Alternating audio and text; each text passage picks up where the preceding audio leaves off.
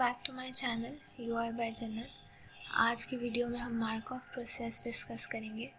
Markov process basically हमारे पास एक ऐसा प्रोसेस होता है जिसके अंदर हम प्रोबेबिलिटीज़ जो होती हैं उसको टेस्ट करते हैं, उसको कैलकुलेट करते हैं। मार्कऑफ प्रोसेस में सबसे पहले हमें TPM बनाना होता है, ट्रांजिशन प्रोबेबिलिटी मैट्रिक्स। हमारा सबसे पहले होता है TPM, ट्रांजिशन प्रोबेबिलिटी मैट्रिक्स। पहले TPM को डिस्कस करते हैं। ये हमारे पास एक क्वेश्चन है, उस क्वेश्चन में हमें प्रोबेबिलिटीज़ बताई हुई हैं कि एक पर्सन है, अगर उसने लास्ट कोला परचेज़ की है, वो अगर उसकी कोक थी तो 90% चांसेस हैं कि वो नेक्स्ट भी कोक ही परचेज़ करेगा। और अगर एक पर्सन है, उसने लास्ट टाइम पेप्सी परचेज़ की थी तो 80% चांसेस हैं कि वो नेक्स्ट टाइम भी पेप्सी ही परचेज़ करेगा। तो इसका जो TPM बनेगा वो कुछ यूँ बनेगा कि हमारे पास मैट्रिक्स बनाना सबको आता है, XY कोऑर्डिनेट्स आते हैं।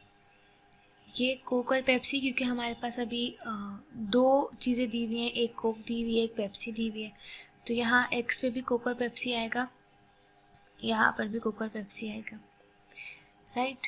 अब जो ऊपर हम चीज़ें रिप्रेजेंट करते हैं, जैसे यहाँ मैंने ऊपर कोक और पेप्सी लिखा है, ये जो लाइन होगी मेरे पास, ये मेरे पास होगी मेरे फ्यूचर की लाइन और ये होगा मेरा पास्ट की लाइन। तो हम कैसे देखेंगे, सवाल में क्या था कि एक यूज़र है, उसने लास्ट टाइम कोक परचेज़ किया तो 90% चांस है कि वो नेक्स्ट टाइम भी कोक परचेज़ करेगा। मतलब पास्ट में वो ये कर रहा था तो वो प्रेजेंट में क्या करेगा।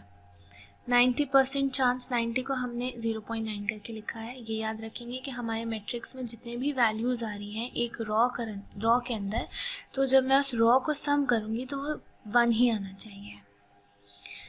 और पेप्सी का जो यूज़र है, उसने लास्ट टाइम पेप्सी ली तो वो नेक्स्ट टाइम भी पेप्सी लेगा, उसके 0.8% चांसेस हैं, 80% चांसेस हैं। अब अगर नेक्स्ट टाइम वो 80% चांसेस के साथ पेप्सी लेगा तो मतलब है 20% चांस है कि वो कोक भी ले सकता है। अगर कोक का यूज़र ने पिछली दफ़ा कोक लिया था और नेक्स्ट टाइम भी वो कोक लेगा, उसके 90% चांसेस है, मतलब 10% चांस उसका अभी भी है कि वो पेप्सी ले सकता है। इसी तरीके से ट्रांजिशन डायग्राम बनानी होती है मैट्रिक्स को देखते हुए। ये अब हमारे पास एक मैट्रिक्स है, इसकी वैल्यूज़ आई हुई हैं, राइट। मतलब खाड़ी ने लास्ट टाइम खाड़ी लिया, एक यूज़र है, उसने लास्ट टाइम खाड़ी लिया, नेक्स्ट टाइम भी वो खाड़ी लेगा, उसके 70% चांसेस हैं। या खाड़ी का यूज़र नेक्स्ट टाइम करके पढ़ेंगे, नेक्स्ट टाइम सिफायर लेगा, नेक्स्ट टाइम जे डॉट लेगा। सिफायर का यूज़र सिफायर ही लेगा, उसके 90% चांसेस हैं। और जे डॉट का यूज़र जे डॉट ही लेगा, उसके 0.85% चांसेस हैं। इसको सिंपली हम इस मैट्रिक्स को सिंपली हम ग्राफ में कर देंगे कि खाड़ी का यूज़र खाड़ी ही लेगा, उसके 70% चांसेस हैं। सिफायर का यूज़र सिफायर ही लेगा, उसके 90%, और बाकी जो भी ट्रांजिशंस होंगी हम उसको सिंपली यहाँ पर ड्रॉ कर देंगे। मार्कऑफ के 3 ये हमारे पास स्टेप्स होते हैं। पहला स्टेप होता है कि हमें प्रोबेबिलिटी कैसे कैलकुलेट करनी है। दूसरा स्टेप होता है कि हम n स्टेप्स की प्रोबेबिलिटी कैसे कैलकुलेट करेंगे। और तीसरा स्टेप होता है चेन की प्रोबेबिलिटी कैलकुलेट करना। जो प्रोबेबिलिटी ऑफ स्टेट्स होता है वो बहुत सिंपल होता है हमारे पास, राइट। वो इस तरीके से इस स्टेट में डिफाइन होता है। अब मैं आपको बताती हूँ यहाँ पर हर उसकी जो है आइडेंटिफाइबल कैसे करेंगे हम। जो हमारा पहला केस होता है, जिसे हम कहते हैं probability of state Px3 = 4, right. यहाँ पर हमारे पास ये जो x है, ये x का जो सबस्क्रिप्ट है 3, ये 3 है हमारे पास n। इसका मतलब होता है टाइम, कि हमें कितना टाइम लगा है इस स्टेट तक पहुँचने में, ये हमें डिफाइन होता है। ये होगा हमारे पास नंबर ऑफ स्टेट्स और ये होता है टाइम, ये कह लो स्टेप्स, कि इस स्टेट तक पहुंचने में मुझे कितने स्टेप्स लगेंगे। अब जो जनरल फार्मूला होता है प्रोबेबिलिटी ऑफ स्टेट्स को कैलकुलेट करने का, वो होता है q की power n = q0 p of n, जैसे यहाँ पर हमें स्टेट क्या दी हुई है 3, तो हमें निकालना है Q3। तो अगर मैं इसको ऐसे कर दूँ, ये n इज स्टेट, मुझे निकालना है Q3, तो उसको मैं सिंपली Q0 करूँगी और P3 कर लूँगी। P क्या होता है? TPM, transition probability matrix. ये एक फार्मूला होता है, या और करके एक और फार्मूला होता है। वो फार्मूला होता है कि Qn+1 इक्वल्स टू Qnp। अगर हमें 3 निकालना है तो Q3 इक्वल्स टू, ये जगह अगर हम जैसे Q3 निकालना है तो Q3 equals to Q2p। But ये फार्मूला हम मोस्टली यूज़ नहीं करते हैं। क्यों? क्योंकि हमें यहाँ पर जो प्रोवाइडेड होता है क्वेश्चन में, वो इनिशियल जो भी ट्रांजिशन होती हैं वो प्रोवाइडेड होती हैं। तो हम Q0 हमें प्रोवाइडेड होता है क्वेश्चन में, हमें सिर्फ प्रोबेबिलिटी मैट्रिक्स जो होता है उसको निकालने की ज़रूरत पड़ती है, तो वो आसान है। ये फार्मूला क्यों डिफ़िकल्ट है? क्योंकि हमें फिर Q3 के लिए पहले Q1 निकालना पड़ेगा, फिर Q2 निकालना पड़ेगा, फिर Q3 निकलेगा। तो हम जो यूज़ करेंगे क्वेश्चन में वो होगा ये फार्मूला, राइट। इस फार्मूला को देखते हैं। ये हमारे पास एक क्वेश्चन है कि Ali use his pointer, ball point और marker to write notes well each day. अब इस सवाल में हमें ये TPM ऑलरेडी दिया हुआ है। मतलब अगर अली ने पहले पॉइंटर यूज़ किया था तो वो नेक्स्ट डे पॉइंटर यूज़ करेगा, उसके 10% चांसेस हैं। पहले पॉइंटर था, next day ball pen use करेगा, उसके 50% चांसेस हैं। और पहले पॉइंटर था, नेक्स्ट डे मार्कर यूज़ करेगा, उसके 40% चांसेस हैं। सिमिलरली मैट्रिक्स आप खुद पढ़ सकते हैं। Q0 जो होता है, जो इनिशियल वैल्यूज़ होंगी, इनिशियल प्रोबेबिलिटीज़ होंगी, वो गिवन होती हैं। अब फाइंड क्या करना है? फाइंड करना है Px2 इक्वल्स टू 3, मतलब थर्ड स्टेट की, मार्कर की कितनी प्रोबेबिलिटी है कि पहले वो पेन यूज़ कर रहा था तो नेक्स्ट टाइम वो मार्कर ही यूज़ करेगा, उसकी कितनी प्रोबेबिलिटीज़ हैं। और 2 का मतलब है स्टेट, मतलब हमें क्या फाइंड करना है? Q2। तो उसका फॉर्मूला क्या हो जाएगा? Q0P2। अब ये जो मैट्रिक्स दिया हुआ है ना, ये पूरा मैट्रिक्स, ये इक्वल्स टू P है, ठीक है। अब ये P है हमारे पास, तो हमें क्या निकालना है? P2 निकालना है, मतलब P² निकालना है। तो P इंटू P कर देंगे, इस मैट्रिक्स को इसी मैट्रिक्स के साथ मल्टीप्लाई करा देंगे। मल्टीप्लाई कैसे होता है कि फर्स्ट मैट्रिक्स की रो, दूसरे का कॉलम, ऐसे मल्टीप्लाई हो जाएगा। मल्टीप्लाई होने के बाद बहरहाल हमारे पास यहाँ पर P2 की वैल्यूज़ आ गई। अब P2 की वैल्यूज़ आ गई तो फॉर्मूला क्या कहता है Q2 का, कि Q0 से मल्टीप्लाई करवा दो P² को। ये Q0 की वैल्यूज़ हैं, इसको मल्टीप्लाई करवा दिया मैंने P² के मैट्रिक्स के साथ। अब हमारे पास जब हम निकालते हैं कि रिजल्टेंट मैट्रिक्स का क्या होगा हमारे पास, तो हमारे पास एक रो आएगी, 3 कॉलम्स आएंगे। मल्टीप्लाई करवाने के बाद सिंपल हमारे पास आंसर आया Q0 P² का आंसर आया है, ये 3 प्रोबेबिलिटीज़। और हमें निकालना क्या था? Q2 निकालना था Q0 P2 पे, और क्वेश्चन क्या था? Px2 equals to 3। दूसरे स्टेप पे थर्ड स्टेट की प्रोबेबिलिटी, थर्ड स्टेट की प्रोबेबिलिटी क्या आई है? 0.29। तो हमारे पास Px2 equals to 3, third state की प्रोबेबिलिटी है 0.279।